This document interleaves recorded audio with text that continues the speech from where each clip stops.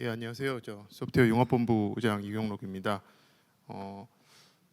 일단 짧게 말씀드리겠습니다. 먼저 저희 소프트웨어 융합본부 먼저 말씀드리겠습니다. 저희 소프트웨어 융합본부는 소프트웨어 그리고 이제 가상융합 산업 그리고 관련 법제도 업무를 담당하고 있습니다. 총 5개 팀으로 구성되어 있고요. 소프트웨어 융합 전략팀, 그다음에 소프트웨어 기반팀, 그다음에 가상융합 기반팀, 산업팀, 그리고 디지털 법제도팀 이렇게 5개로 구성되어 있습니다.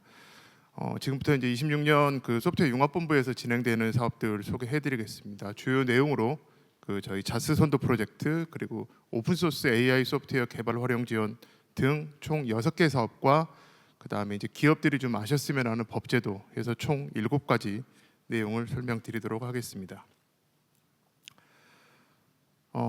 먼저 저희 본부 추진 방향입니다. 사실 이거를 작성하면서 뭘 말씀드릴까를 고민했는데 여기 있는 내용보다 조금 이제 말씀드리고 싶은 게 그 기자님들도 그러시고 기업들이 저한테 항상 물어보시는 게 소프트웨어하고 가상융합이 너무 많이 작아지지 않았느냐라고 말씀들을 많이 하십니다. 근데 제가 항상 드리는 말씀은 소프트웨어는 그 저희 기관장께서도 항상 하시는 말씀이지만 저희 기관의 근간이 소프트웨어라고도 말씀을 하시고 저희 그 나이파의 I가 IT입니다. IT 인더스트리거든요. 그래서 저희 IT 인더스트리의 근간이 소프트웨어라고 생각을 하고 있습니다. 다만 지금 이제 AI 시대입니다. 그거는 누구도 부정할 수 없는 AI 시대인데 거기에서 시작됐던 클라우드 AI가 다 예전에 그 소프트웨어에서 시작됐고 과기정통부 안에서도 이제 소프트웨어에서 시작돼서 이렇게 이제 큰 집들 차려 나간 거라서 그런 관점으로 좀 봐주시면 좋을 것 같고, 그리고 같이 있던 지역도 이제는 정말 그 활성화가 되고 커져서 새로운 본부가 되고 해서 이렇게 나가 있는 것들이라고 봐주시면 좋을 것 같고요. 그리고 그래서 이제 저희가 이제 고민하고 있는 것들은 소프트웨어는 기존에 있던 것처럼 이제 원천이나 이런 소프트웨어에서 머물르지 않고 이제는 정말 많은 기반들이 갖춰졌기 때문에 소프트웨어에 기반한, 그러니까 SDX라고 해서 저희가 이제 소프트웨어 디파인드 X, X는 이제 전 산업을 얘기하고 있고요. 그래서 소프트웨어 전반에 소프트웨어를 기반으로 해서 산업 전반에 이제는 정보화가 아니라 이제는 서비스화를 이루어야겠다라는 목표를 가지고 여러 가지 사업들을 하고 있습니다. 그래서 그런 것들을 하기 위해서 저희가 진행하고 있는 사업들이 자스 그리고 오픈소스 같은 사업들이 되겠습니다. 그리고 코비드 때 그렇게 각광을 받았던 가상융합 사업 같은 경우에는 이제 플러스 AI 공진화를 통해서 좀 이제 산업과 일상생활 속에서 좀 혁신을 과속화하고 체감할 수 있는 사업들로 변하려고 노력을 하고 있고, 마지막은 법제도 관리 감독입니다. 법제도 관리 감독이 왜 중요하냐라고 가끔 물어보시는데 저희는 그렇게 말씀드립니다. 정부나 지자체 그 공공기관들이 하고 있는 공공 소프트웨어 사업들이 사실은 IT 산업에 저희는 근간이 되기, 그러니까 근간이라는 게 전체가 아니고요, 마중물 역할을 해주길 바라고 있습니다. 그래서 산업에 도움이 될 수 있는 공공 소프트웨어가 될 수 있도록 하는 법제도를 관리하는 것들이 저희 26년 추진 방향이라고 말씀드릴 수 있겠습니다. 다음은 지원 내역 요약이고 요걸 바탕으로 해서 그 뒤에 한 장 한 장 차분히 설명드리도록 하겠습니다. 첫 번째 사업은 기술 사업화를 테마로 한 소프트웨어 기술금융 지원입니다. 소프트웨어에 특화된 기술 가치 평가 모델 기반으로 기업이 보유한 소프트웨어 기술을 경제적 가치로 환원해서 융자에 필요한 평가 보증, 그래서 중소기업이 필요한 사업화 자금을 확보하는데 필요한 그 금융을 지원하는 겁니다. 그래서 말이 좀 어렵게 설명을 드렸는데 실제로 보면 요즘은 투자들도 워낙 많이 받고 계십니다만은 투자와 융자는 분명히 개념이 다릅니다. 그래서 특히 기업들 같은 경우에는 투자를 선호하시는 기업들도 있지만 그 기업의 융자를 선호하시는 기업들이 많습니다. 근데 보편적으로 은행에 가면 동산이 있어야 됩니다. 부동산이 있어야 됩니다. 그러니까 건물이 있거나 뭐가 있거나 해야지만이 대출이 되는데 저희가 이제 기술보증기금과 함께 해서 IP 또는 그 기업이 가지고 있는 서비스의 가치를 측정을 합니다. 가치를 측정을 하면 그 측정된 결과를 가지고 기반으로 해서 은행권, 제1금융권에서 대출을 받으실 수 있도록 기술보증기금이 보증을 해주는 제도입니다. 그래서 그 평가는 기술보증기금이 하고요. 그리고 거기에 평가를 받기 위해서 그 다음에 보증서가 발급될 때까지 소요되는 그 평가 비용들을 저희가 지원해드리는 거다라고 이해를 해주시면 좋을 것 같습니다. 26년에는 기존 이제 소프트웨어 가치 평가 모델과 AI가 조금씩은 다르기 때문에 조금은 더 AI 가치가 내재화된 모형으로 좀 고도화해서 AI 기술 기업도 좀 평가를 잘 받을 수 있도록 할 예정이라고 말씀드릴 수 있겠습니다. 두 번째는 그 오픈소스 관련해서 올해 신규로 시작되는 사업입니다. AI 분야 오픈소스 생태계 조성을 위해서 시작하는 개발 어령 지원 사업입니다. AI 분야에서는 이거는 이제 저희가 크게 세 가지 카테고리를 가지고 있는데요. 개발 사업 두 종류, 그리고 이제 생태계 조성을 위한 사업 한 가지, 이렇게 세 가지로 구성이 되어 있는데, 개발 과제를 좀 말씀드리면 약 92억 원 규모로 약 6개 정도의 과제를 저희가 고민을 하고 있습니다. 그래서 첫 번째 카테고리는 기존의 허깅페이스가 됐건 깃허브가 됐건 여기에 공개되지 않은 소프트웨어를 공개 소프트웨어로 개발을 할 때, 그리고 개발을 하고 실증을 하는 비용들을 지원해 드리는 게 저희가 개발 과제로 저희가 선정을 해서 지원을 할 예정이고요. 그다음에 활용 과제의 경우에는 기존의 깃허브가 됐건 허깅페이스가 됐건 공개 소프트웨어 모델들, 오픈소스 모델들을 잘 가져다가 뭐 제조나 의료, 금융 등 국내 산업 현장의 AI 솔루션이나 서비스를 실증 사업화하는 것들을 지원하는 게 활용 파트가 되겠습니다. 그리고 아까 잠깐 말씀드렸던 그 생태계 부분은 저희 특히 오픈소스는 개발자가 중요합니다. 그래서 개발자 커뮤니티라든지 이런 쪽을 잘 지원할 수 있도록 그런 다양한 노력을 할 예정입니다. 이 과제는 조금 그 관심을 가지시는 분들께서는 고민을 해주셔야 되는 것들이, 기존에 있는 AI 개발 사업들과 달리 오픈소스를 쓰고 안 쓰고의 문제가 아니라, 저희는 나중에 이제 평가 포인트나 물론 나중에 그 공무원 내에서 좀 더 명확하게 말씀을 드리겠습니다만은, 실제로 오픈소스를 활용하시건 그 다음에 개발을 하시건 얼마만큼 그 커뮤니티나 그 오픈소스에 기여할 것인가에 대한 것들을 좀 많이 볼 예정입니다. 그래서 그런 부분들을 좀 참고해 주시면 좋을 것 같습니다. 이거는 작년에도 그 다음에 올해도 계속되는 그 신산업 분야 오픈소스 사업화 지원입니다. 역시 이제 이거는 이제 오픈소스를 활용하는 파트가 되겠고요. 방금 이제 올해 신규로 나왔던 거는 AI 분야에 국한을 한다라면, 이거는 AI 분야가 아니더라도 다양한 신산업 분야의 오픈소스 사업화를 지원하겠다라는 내용이 되겠습니다. 그래서 뭐 첨단 로봇, 모빌리티, 양자, 차세대 통신, 의료 어떤 것든 상관없습니다.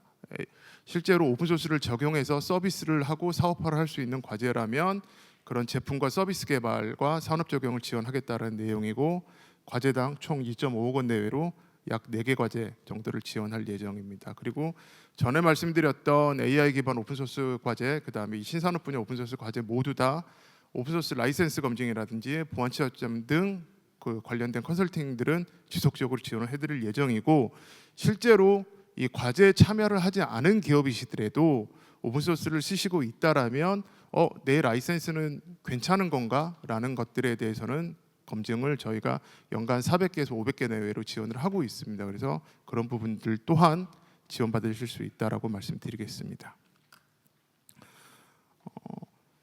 아까 그 SDX를 말씀드렸던 SDX 그 자스 선도 프로젝트입니다. 아까 말씀드렸던 것처럼 X는 산업, 인더스트리, 에브리싱을 의미하고 있고요. 그래서 소프트웨어 디파인드 X를 하고자 하는 게 자스 선도 프로젝트가 되겠습니다. 자스 선도 프로젝트는 여기 그 16억 원 내외로 2개 과제를 선정한다고 되어 있는데, 자스 선도 프로젝트를 좀 설명을 드리면, 이거는 그 단계별 사업으로 구성되어 있습니다. 물론 1단계만 하시는 사업자도 있고 2단계 하는 사업자, 2단계까지만 하는 사업자들도 있으실 수 있습니다만은, 이게 이제 저희가 어떻게 기획을 하고 있냐면, 최초 그 기획 단계가 있습니다. 기획 단계는 저희가 연간 1억 정도씩 지원해 드리는 게 있고, 그다음에 기획에서 우수 과제와 그다음에 이렇게 공모를 통해서 선발되는 과제들에 대해서 저희가 개발 지원을 해드리고 있고, 확산은 마지막 3단계가 저희가 확산 과제입니다. 그래서 개발 과제 중에서 우수 점수를 평가받은 기업들끼리 확산 과제에 자동으로 그 경쟁을 통해서 선정되는 구조를 가지고 있습니다. 그래서 올해 총 개발은 저희가 4개, 그다음에 확산은 2개를 지원할 예정입니다. 근데 개발을 2개만 하고 있다는 얘기는 작년 기획과제에서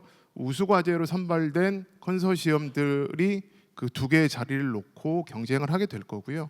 기획을 하지 않으셨더라도 잘 준비된 기업들이 경쟁하실 수 있는 트랙이 이 2개 과제 트랙이 될 겁니다. 그리고 확산은 작년에 그 개발 과제 8개 중에서 잘 된 과제들, 그 우수 과제들끼리 경쟁을 해서 2개 확산 과제로 지원을 할 예정입니다. 그래서 혹시 올해 개발 과제로 선정된 기업들 같은 경우에는 연말 결과에 따라서 내년 확산까지 경쟁하실 수 있다라고 말씀드릴 수 있겠습니다. 그다음에 이제 가상융합 아파트입니다. 가상융합 아파트는 2가지를 설명드리려고 합니다. 왼쪽에 있는 지역 가상융합 산업혁신센터, 그리고 오른쪽에 있는 홀로그램 기술사업화 실증 지원 사업입니다. 과학기술정보통신부에서는 매년 그 광역단체, 그 광역 기준으로 해서 가상융합 혁신센터를 지정해서 지원하고 운영을 하고 있습니다.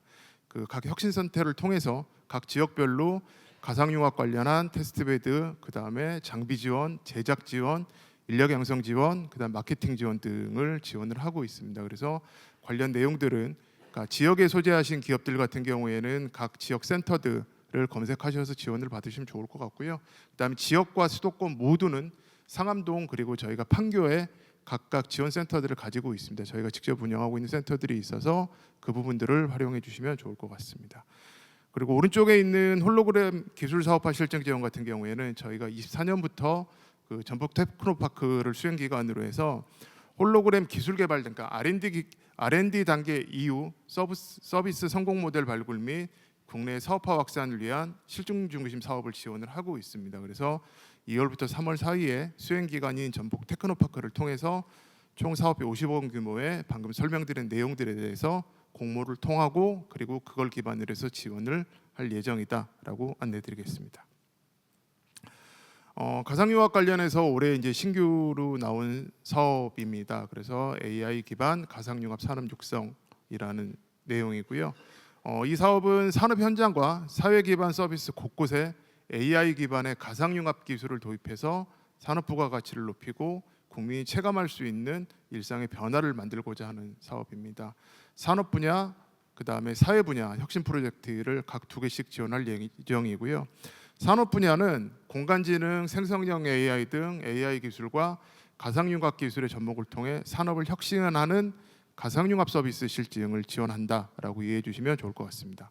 그리고 사회 기반 혁신 프로젝트는 AI 편의성과 가상융합 기술의 실감성을 결합해서 일상을 혁신하는 생활 밀착형 서비스를 개발 실증 지원한다로 이해해 주시면 될 것 같습니다. 제가 말씀을 잘못 드렸는데 2개씩이 아니고 과제당 최대 7억 원 규모로 각 3개씩 지원을 할 예정이다라고 말씀드리겠습니다.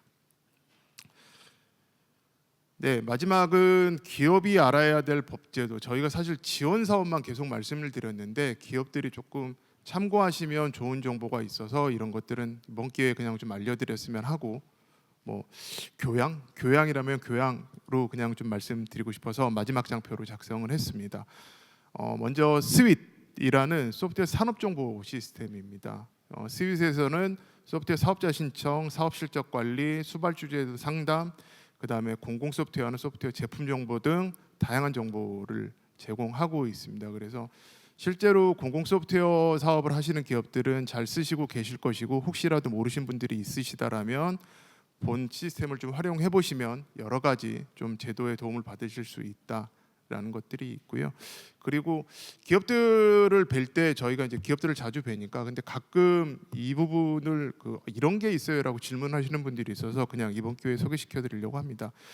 저희 과학기술정보통신부에서 매년 2번씩 수요 예보라는 거를 하고 있습니다. 이 수요 예보라는 게 뭐냐면 연간 소프트웨어 기준으로 보면은 그러니까 하드웨어를 제외하고 소프트웨어 기준으로 보면 연간 공공 소프트웨어로 발주되는 것들이 약 4조에서 5조 규모 정도가 됩니다. 그래서 매년 그러니까 이제 다음 달 말이나 이제 3, 4월 경에는 올해 당해년도 예산이 확정돼서 그러니까 연말에 이제 국회에서 예산이 확정됐다 하더라도 각 부처, 각 지자체, 공기업, 공공기관들로 그 예산이 내려오면 올해 어떻게 돈을 쓸 것인가, 공공 소프트웨어를 어떻게 발주를 낼 것인가가 연초에 확정이 됩니다. 그 확정된 정보를 3, 4월에 총 규모와 내역들을 공개합니다. 그래서 실제로 공공 소프트웨어 사업에 관심이 있는 분들께서는 그런 자료들을 참고하시면 좋을 것 같고, 매년 12월에는 예상치를 발표해 드립니다. 그래서 작년 12월에 올해 예상치를 발표해 드렸고, 그거를 올해 3, 4월에 발표를 드릴 예정, 그 최종 확정본을 발표 드릴 예정입니다.